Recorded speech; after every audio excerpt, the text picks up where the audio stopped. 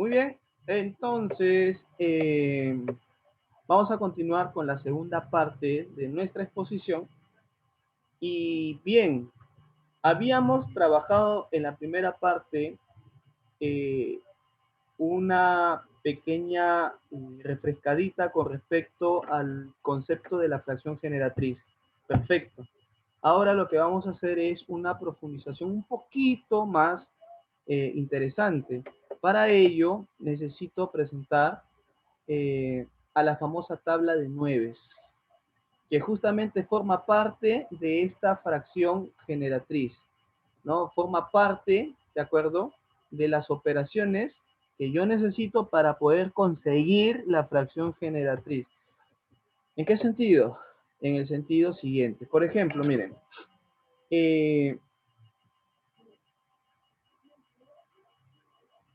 a continuación tenemos un ejemplo, ¿no?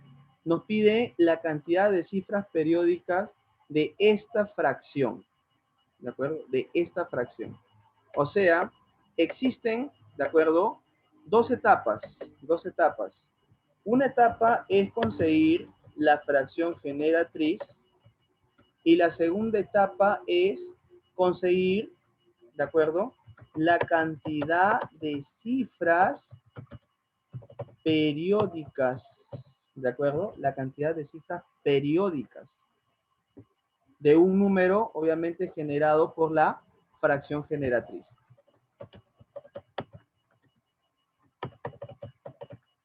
¿De acuerdo? Entonces, esto de acá tiene que quedar claro, claro. ¿De acuerdo? Acá no tiene que haber dudas al respecto. Vuelvo a explicar los puntos. Primero, ¿ya? ¿De acuerdo? Primero tenemos cómo llegar a la fracción generatriz, ¿ya? Y lo siguiente es encontrar la cantidad de cifras periódicas generadas, acá faltó generadas por la fracción generatriz. En otras palabras, en la primera etapa, que obviamente es una etapa bastante sencilla, no te van a complicar, al menos en ese aspecto, sales de numeritos, algo así, ¿no? Y quiere que lo transformes en una fracción generatriz, ¿no? M sobre N. ¿De acuerdo? Ahora, en esta segunda parte, te dan la fracción y quieren que lo transformes a algo así. ¿De acuerdo? De tal manera que indiques cuántas cifras periódicas tiene el resultado. Entonces, esta conceptualización tiene que quedar clarita. En la sección anterior vimos que nos daban el número decimal y nosotros teníamos que conseguir la fracción generatriz. Ahora nos dan la fracción generatriz y necesitamos no exactamente encontrar la forma exacta del número decimal, pero se supone de que aproximadamente debemos encontrar los mecanismos para saber cuántas cifras periódicas hay y por ende también cuántas cifras no periódicas hay. ¿De acuerdo? Entonces vuelvo a repetir, cuántas cifras periódicas hay y cuántas cifras no periódicas hay. Ese es el objetivo de esta segunda parte. O sea, es como que estaríamos de regreso, ¿no? De regreso. Ahora, acá hay también unos puntitos muy importantes que nosotros hay que manejar. La primera pregunta es, ¿quiénes generan las cifras no periódicas? ¿Quiénes generarán las cifras no periódicas? ¿Quiénes generan esas cifras no periódicas? Es decir, esas cifras que no se repiten. ¿Quiénes? Entonces lo van a generar números que efectivamente son diferentes de 2 y de 5, ¿ya? O sea, números que son diferentes de 2 y 5 van a generar cifras no periódicas. Profesor, ¿y dónde van a estar ese 2 y 5? Van a encontrarse, ¿de acuerdo? Por ejemplo, habíamos dicho de que me van a dar la forma de fracción, ¿ya? Esto se llama denominador. Este denominador va a estar descompuesto, ¿ya? Descompuesto en forma canónica, ¿de acuerdo? Esto va a estar sometido a una descomposición canónica, ¿de acuerdo? Recuerde que la descomposición canónica tiene bases y exponentes. En esta ocasión vamos a procurar que los únicos que van a tener exponente van a ser las bases 3, ¿ya? Ahorita voy a explicar esta parte. Básicamente tiene una forma canónica, ¿no? Está descompuesto. Y obviamente una forma canónica, ¿cómo es? Es un número que tiene más o menos esta forma, ¿no? Tiene así, A por B por C, y ¿qué tiene en la parte superior? Tiene exponente A, tiene exponente B y tiene exponente C, ¿no? Ahí está, más o menos así. Ahora, ¿a qué me refiero de que n no toma ni 2 ni 5? Yo me refiero justamente a estas bases. O sea, las bases, ya, todas las bases no van a tomar ni base 2 ni base 5. ¿De acuerdo? ¿Sí? Entonces, acá hay una pequeña corrección, ¿de acuerdo? De acá, vamos a volver a colocar acá, voy a poner por acá, n, 2 y 5, ¿ya? Ahí está. Y la corrección está acá. Vamos a poner por acá. Hay un pequeño lapsus diferente. Acá borramos el no, ¿ya? Perdón. Vamos a colocar esto fuera, ya. Sí está bien, está coincidiendo. Hemos cometido una pequeña confusión momentánea, ¿de acuerdo? Pensé que me había equivocado, ¿no? ¿Quiénes generan las cifras no periódicas? Está bien expresado. No periódicas, o sea que no se repiten. Que no se repiten. ¿Quiénes lo generan? Ahí está bien. ¿Quiénes generan las cifras no periódicas? Y lo generan, y acá es donde tengo que borrar. Ahora sí.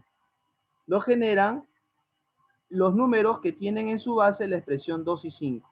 ¿Y dónde van a tener esa expresión 2 y dónde van a tener esa expresión 5? Pues justamente en las bases que he encerrado, y voy a volver a encerrar para que quede clarito, ¿ya? O sea, si estas bases, ¿de acuerdo?, fueran 2 o fueran 5, o sea, cualquiera de los dos números, o los dos números, ¿de acuerdo?, entonces se van a generar cifras no periódicas. Ahora, la pregunta es, ¿quiénes, ya, voy a poner acá como pregunta, ¿quiénes generan las cifras periódicas? Ahí está, ahora sí, ¿no? Las cifras periódicas. Y las cifras periódicas van a generarlo números que en las bases, ¿de acuerdo?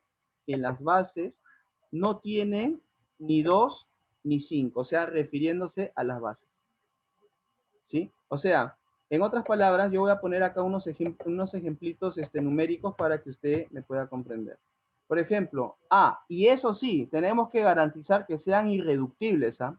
Tiene que garantizarse que sean irreductibles. Bueno, ¿qué pasaría si yo coloco así? 7 entre 2, ¿no?, a la cuarta multiplicado por 5 al cubo. Le pregunto, se van a generar, obviamente esto va a tener su desarrollo así, ¿no? A, B, C, D, E, F y no sé cuántos más, y yo no sé cuántos tienen sombrero y cuántos no tienen sombrero. O sea, cuántos son periódicos y cuántos son no periódicos.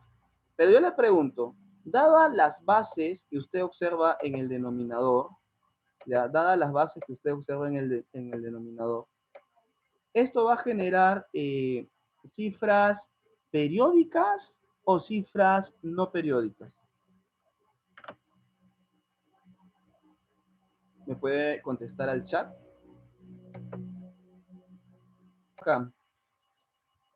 Listo, entonces lo que este 2 y este 5 van a generar son cifras no periódicas, o sea, cifras que no se repiten. Ahora la pregunta sería, ¿cuántas? Profesor, ¿cuántas? Al menos en esta parte es recontra papaya. Porque ¿cuántas van a generar? Van a generar a ojo cerrado 4. Profesor, ¿por qué? ¿Por qué? ¿Por qué? Porque 4 es el mayor exponente entre 4 y 3. Hay dos exponentes, el exponente del 2 es 4 y el exponente del 5 es 3. Ok, yo escojo al mayor. ¿A quién voy a escoger? Al 4. O sea, ¿cuántas cifras no periódicas se van a generar? 4 cifras no periódicas. O sea, el número sería algo así, ¿no?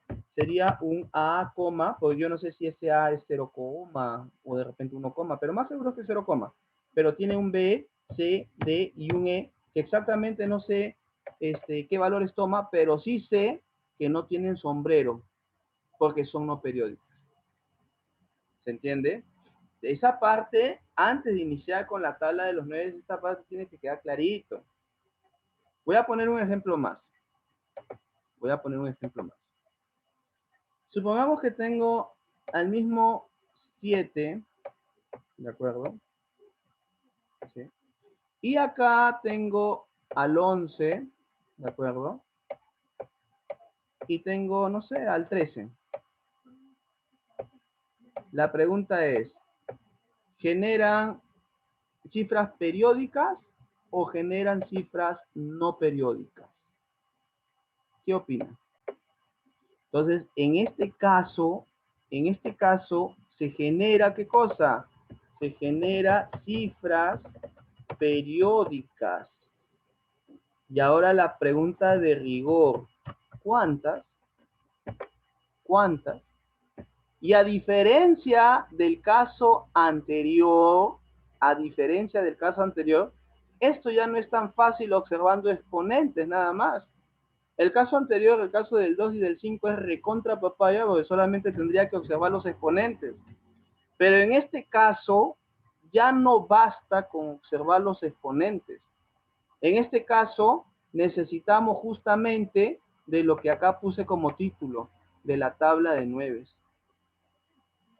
Y un paso más adelante, o sea, un paso que supera más todavía esto, es que si estos números diferentes de 2 y de 5 tuvieran exponentes. Imaginemos que este 11 tuviera exponente 7 y que este 13 tuviera exponente 5. Eso ya es un paso más adelante y eso lo vamos a colocar como un adicional. Primero vamos a asegurar todo lo clásico y luego vamos a agregar como un adicional cuando estos valores diferentes de 2 y de 5 no tienen, tienen exponentes.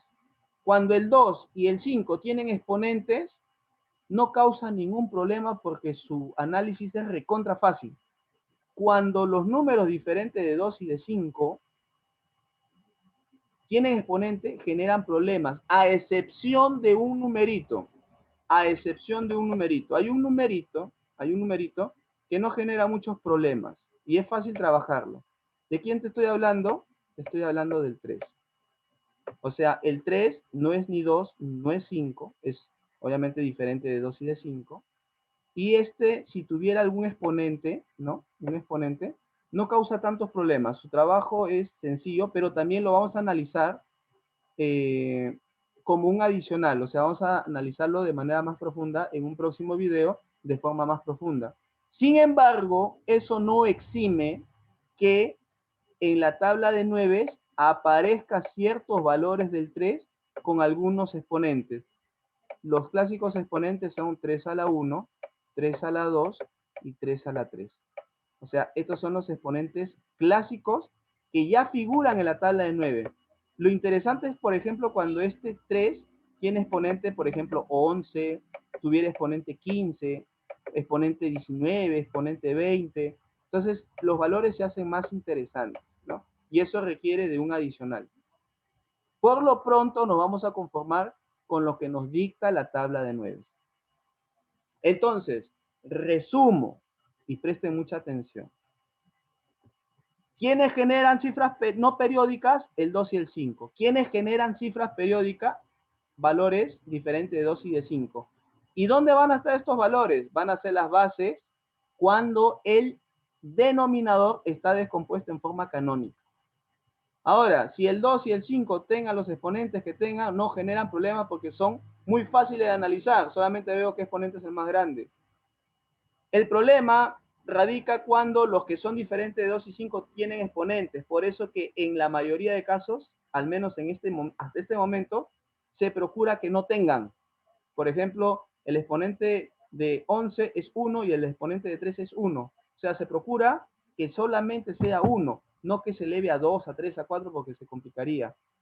Ahora, de este grupo hay uno que no te complica mucho, que es el 3, al menos en su figura en donde tiene exponente 1, 2 y 3. Pero tiene casos muy especiales cuando tiene valores muy grandes. Entonces, los extras lo vamos a analizar en un próximo video. Entonces, esa es la base. Ahora, ya tomado en cuenta esto, yo voy a poner una pregunta, ¿no? Voy a colocar al mismo 7 y voy a colocar así. ¿Qué pasaría si ahora yo tengo así? 7 entre 2 a la 4 multiplicado por 11. La pregunta es, ¿va a generar decimales o, perdón, cifras periódicas o va a generar cifras no periódicas? ¿Qué es lo que genera esta expresión en forma de fracción? ¿Qué es lo que va a generar? ¿Esta fracción va a generar cifras no periódicas o cifras periódicas? ¿Qué opinan? La respuesta inmediata fue no periódicas y me imagino que la respuesta fue porque usted acá presencia al 11. Pero, ¿y qué pasó con este 2 a la 4? ¿No? O sea, ¿qué pasó con este 2 que va a tener exponente 4? Entonces, la respuesta es que esta fracción va a generar los dos. Va a generar, cifras periódicas y va a generar cifras no periódicas. ¿Quiénes generan las cifras no periódicas? La base 2. ¿Y quiénes generan las cifras periódicas? La base 11. Entonces, este ya es un mix de los dos anteriores. Primero puse un ejemplito que genere no periódicas. El siguiente que genere cifras periódicas. Y el tercero, ¿no? Afirmar que es posible combinar los dos casos anteriores. Entonces, toda la clave, ¿dónde está? Está en observar el denominador.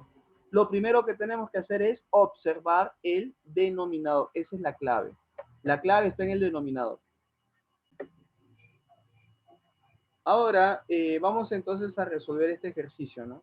Dice, la cantidad de cifras periódicas que va a tener esta fracción, ¿no? Acá hay una fracción, numerador 4 y denominador 11 por 27. Ya está descompuesto. Pero no está descompuesto del todo, ¿ah? Porque este 27, en realidad, yo voy a poner así. ¿Cómo sería una correcta descomposición? Ay, no está bien descompuesto, ¿no? Una correcta descomposición sería 4 entre 3 al cubo, ¿no? Y multiplicado por 11, ¿no? Porque ese 27 es 3 al cubo, ¿no? Ahí está. O sea, eso sería lo correcto. Esto, ¿ya? Ahora, profesor, ¿y cómo voy a saber eso? Para eso está tu tabla de 9. ¿Cómo lo usas? Vamos a ver.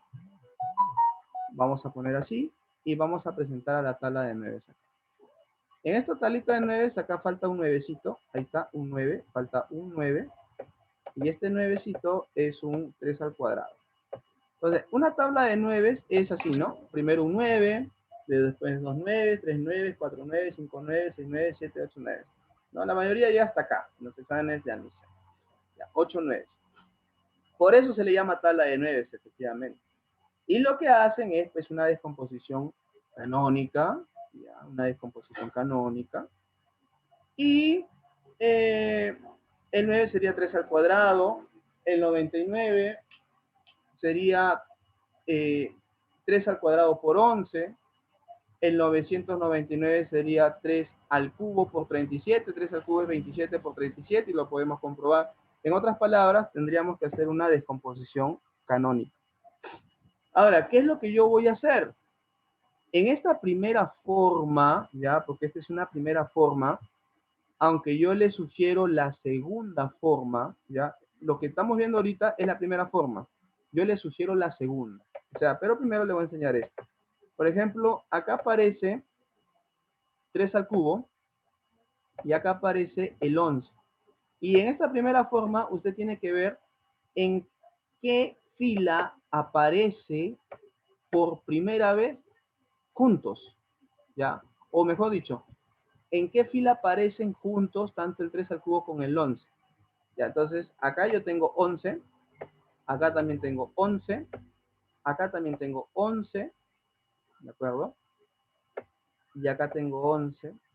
Yo le sugiero que esta tablita haga una mnemotecnia para que pueda grabar los valores, ¿no? Es como una especie de tabla de multiplicar, algo así. Y tendría que ver, pues, dónde está el 3 al cubo. Este 3 al cuadrado falló, este 3 al cuadrado falló, este 3 al cubo, ahí está. Entonces, ¿dónde aparece, de acuerdo, junto el 11 con 3 al cubo? Aparece en primera, segunda, tercera, cuarta, quinta, sexta. Sexta, ¿con cuántos nueves, profesor? Sexta con 6 nueves. Ahí está. Entonces, voy a poner acá. Aparece en la fila donde figura 6 cifras 9. ¿Y eso qué significa? Significa de que esto, ¿de acuerdo? Como no hay ni un 2, no hay ningún 5, no hay ninguna cifra no periódica. Entonces esto va a salir así, mira. Va a salir A, coma, y acá detrás de la coma va a aparecer así. B, C, D, E, F, ¿de acuerdo? E, F, G. Ahí está. Y esto va a ser periódico. 1, 2, 3, 4, 5 y 6. ¿Por qué? Porque justamente va a coincidir con la cantidad de nueves. ¿Cuántos nueves aparecen en la fila? Aparecen 6 nueves. Entonces, la cantidad de nueves va a indicar la cantidad de cifras periódicas que va a tener este resultado. Profesor, ¿y no va a tener cifras no periódicas? O sea, esas que no se repiten. No, porque en el denominador no vemos base 2 ni tampoco base 5. Entonces va a ser periódico. ¿Cuántas cifras? 6 cifras. Ese es el primer método. Observar, ¿no? Que aparezcan juntos. Muy bien, entonces, así como teníamos una primera forma de solución, ahora tenemos una segunda. Por cierto, acá voy a ponerle así, 9 igual 3 al cuadrado. Ahí está, ya, faltaba ese, ¿no? Muy bien, vamos a analizar la segunda forma de solución. Rápidamente voy a ponerlo así. Ahí está. Listo. Es el mismo ejemplo que el caso anterior, 4 entre 11 por 27. No hay problema. Lo que sí había dicho de que pues no me gusta cómo está expresado el 27, porque la correcta expresión, pues como es una descomposición canónica, debería ser 3 al cubo, y en orden encima, ¿no? 3 al cubo por 11, ¿no? Así debería ser. Listo. Entonces, acá como indica, ¿no? El 11 está contenido, y el 27, ¿dónde está contenido? Pero yo le voy a hablar en palabras más sencillas. Observen. Lo que te están diciendo es dónde aparece por primera vez el 3 al cubo. 3 al cuadrado, 3 al cuadrado, 3 al cubo. Aparece por primera vez, ojo acá, por primera vez en la tercera, ¿no? Usted lo puede contar. 1, 2, 3. Entonces, ¿qué es lo que va a hacer? Va a colocar un numerito debajo de esto, imaginario, obviamente, imaginario, indicando el número de fila, que obviamente el número de fila coincide con la cantidad de nueves, ¿no? Fila 3, 3 nueves, ¿no? O sea, hay una concordancia. ¿Y dónde aparece por primera vez el 11? Mira, el 11 aparece acá. ¿En qué fila? En la fila 2. Entonces, ¿qué es lo único que se hace? Se realiza el cálculo del mínimo común múltiplo de los valores que ha obtenido acá de negrito, de 2 y de 3. ¿Cuánto es el mínimo común múltiplo? 6. ¿Qué significa? Que va a tener 6 cifras periódicas. Este es el segundo método y es el método que en realidad yo les recomiendo. ¿Sí? Ahora, lo que también le recomiendo es que se familiarice con esta tablita. O sea, estos valores tienen que quedar claros, tienen que quedar usando una mnemotecnia o una técnica, tienen que quedar grabados. Porque a la hora del examen no le va a venir, pues, nadie le va a dar una tabla para que usted se guíe. Entonces, el primero está fácil, el segundo está fácil, el tercero también está fácil porque es 27 por 37. El problema viene a partir de acá.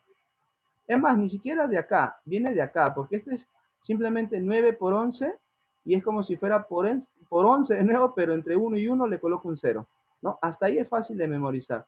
El problema viene acá porque tiene valores como 271, como 37, 4649, 239, 101, entonces, bravo, ¿no? Bravo. Entonces, pero hasta la 4 al menos está fácil. Entonces, ese es el segundo método. Claro. Ahora bien, vamos a analizar el caso de las fracciones continuas. Como habíamos dicho, los números racionales y los números irracionales tenían una semejanza. La semejanza es que se podían expresar como fracción, ¿no? Se podían expresar como fracción. El detalle es que los números racionales utilizan la teoría de la fracción generatriz, que es lo que acabamos de ver. En cambio, los números irracionales utilizan la teoría de las fracciones continuas. Y eso es lo que vamos a analizar. Pero antes de analizarlo, ¿de acuerdo? Porque tiene incluso una cuestión más, ¿no? Que vamos a ver en el transcurso de las otras sesiones, muy interesante en realidad. Voy a colocar lo siguiente. Ya sabemos de que existen dos tipos de números irracionales. Los notables, como el pi, el número neperiano, el número de Euler, el número phi o número de oro, ¿no? Ahí está. Número de oro o áureo, que significa lo mismo. Número neperiano, número de Euler, ¿no? Ahí está. Ahí están ciertas imágenes donde usted puede, ¿no?, ver, ¿no? Por ejemplo, el número phi se utiliza para dimensiones de un rostro armonioso. El número de Euler para, bueno, es muy popular en el cálculo de matemáticas superiores, ¿no? ¿No? Entonces, es más, se ha encontrado en las dimensiones de la conchita del caracol, ¿no? Dimensiones que tienen que ver justamente también con el número áureo, ¿no? Entonces, muy interesante esta parte en realidad. Bueno, vamos a ver algunas ideas previas para poder comprender a los números irracionales. Vuelvo a repetir, lo que acabamos de ver en esta diapositiva son los irracionales notables, o sea, los más conocidos, ¿no? Los famosos. Pero también existe, por otro lado, los irracionales generados. ¿Cómo los genero? Los genero pues calculando la raíz cuadrada de números que no tiene raíz exacta, ¿no? Ahí se generan números irracionales. Ahora, dentro de las ideas previas, yo tengo que manejar qué cosa. Y es acá donde entra a tallar un poco de nuestra álgebra, la racionalización. ¿Qué es la racionalización? Es el arte de eliminar radicales, generalmente del denominador. Por ejemplo, yo en una calculadora, ¿de acuerdo? En una Casio de 4 operaciones, yo puedo calcular, de operaciones básicas, ¿no? Yo puedo calcular raíz de 5 y luego dividirlo entre 2. Y sale fácil, ¿no? La calculadora te responde. Una que no sea científica. Pero ahora calcula 7 entre raíz de 3. Solamente para que tome una idea. 7 entre raíz de 3, ¿no? 7 entre raíz de 3. Si usted en la calculadora escribe 7 y luego pone entre, no va a poder luego escribir la raíz de 3. O sea, más o menos como para que asemeje cuál es lo prohibido, ¿no? En relación a lo que no puede digitar la calculadora, la más sencillita de todas, ¿no? Entonces, ¿qué es la racionalización? Es que no quiere radicales en el denominador. Prefiere que esté arriba que esté abajo. Entonces, por ejemplo, uno de los movimientos básicos que utiliza el álgebra es multiplicar acá por esto y arriba por esto.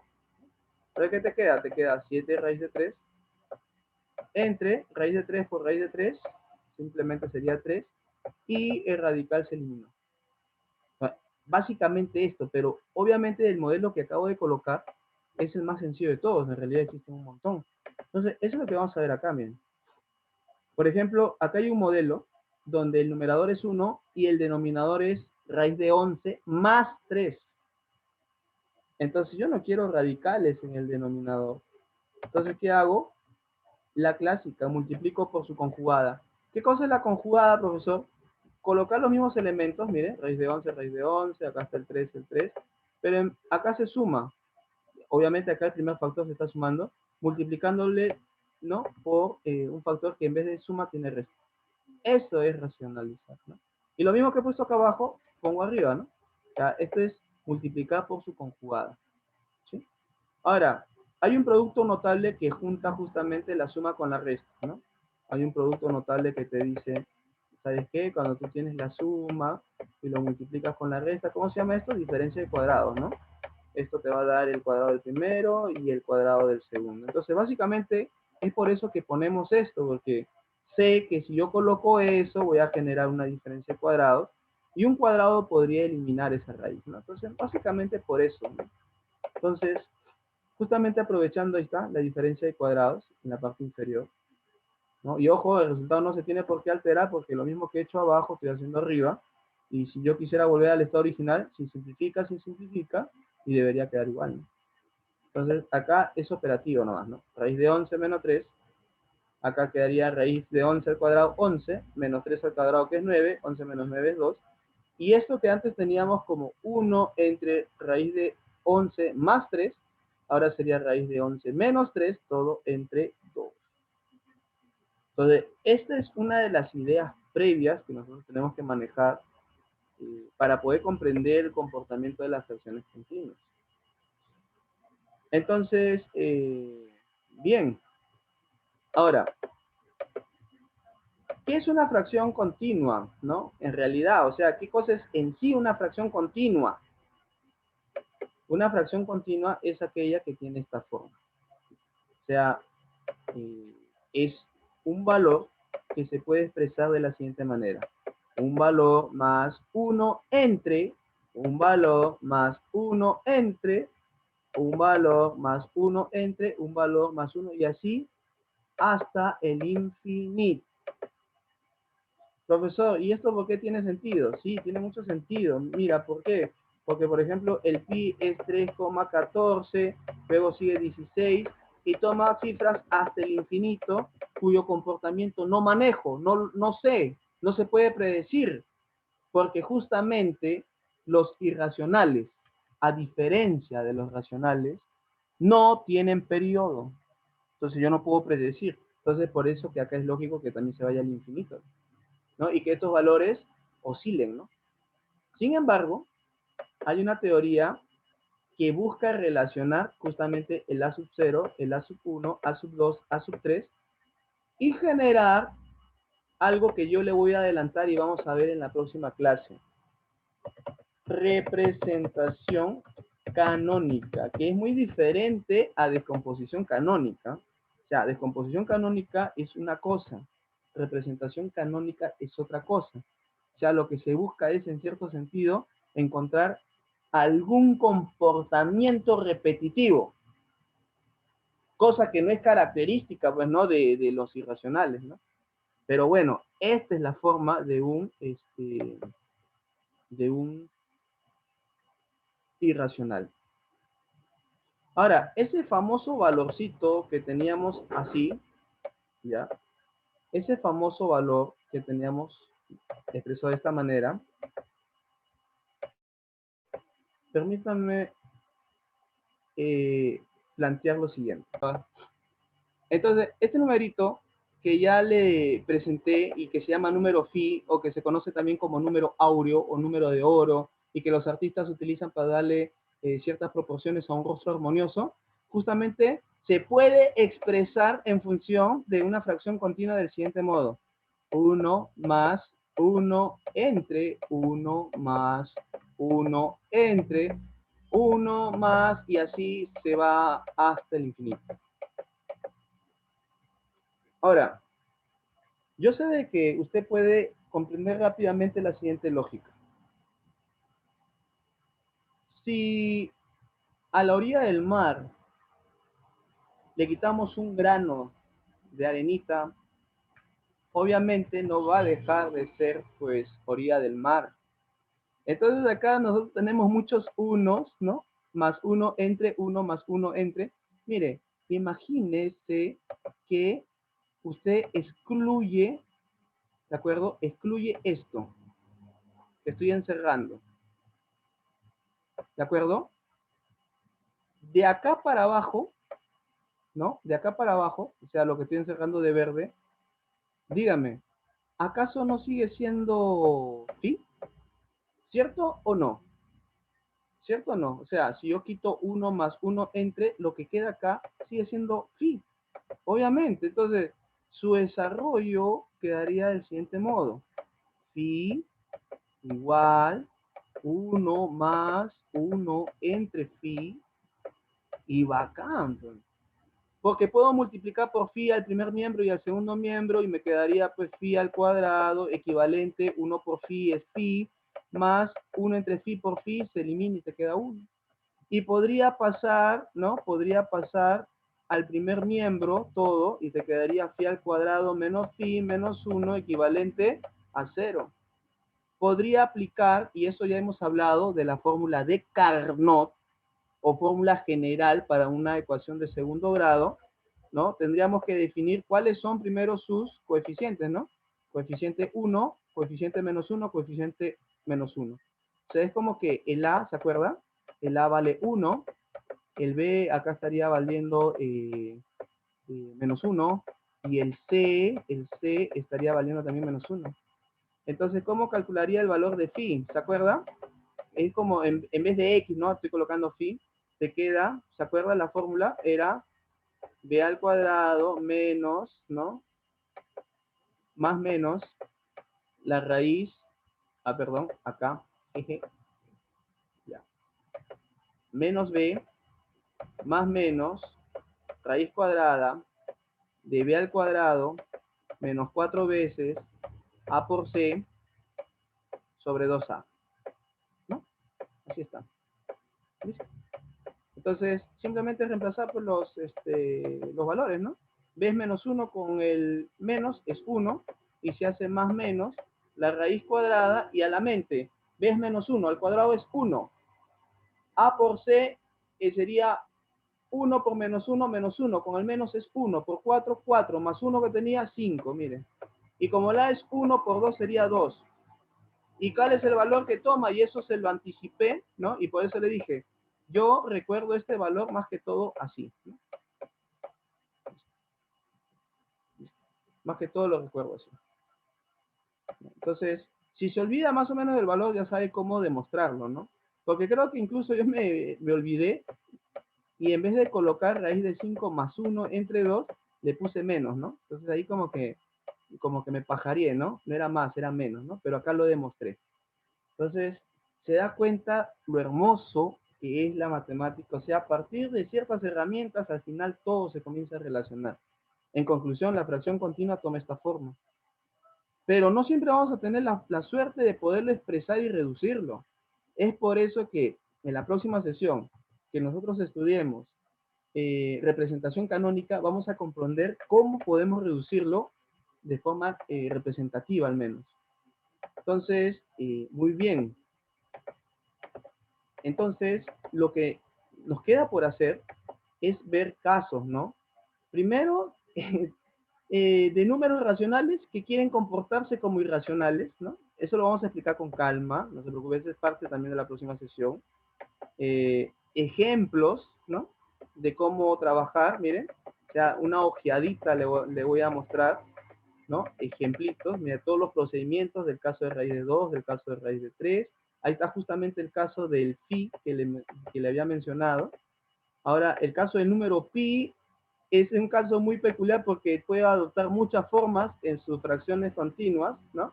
Mire, en el caso anterior adoptó esta forma, y ahora mira qué forma adopta, una forma distinta, y es válida también. Pero ese es lo bacán del pi, ¿no? El número e, ¿no? Y así sucesivamente. Pero lo que me interesa más de todo esto, que usted comprenda las técnicas de racionalización, que son muy útiles dentro de las operaciones del álgebra. sea, esto tiene que quedar ok. Entonces espero que estas ideas se hayan quedado claritas y haya sido pues, de su agrado. Muy bien.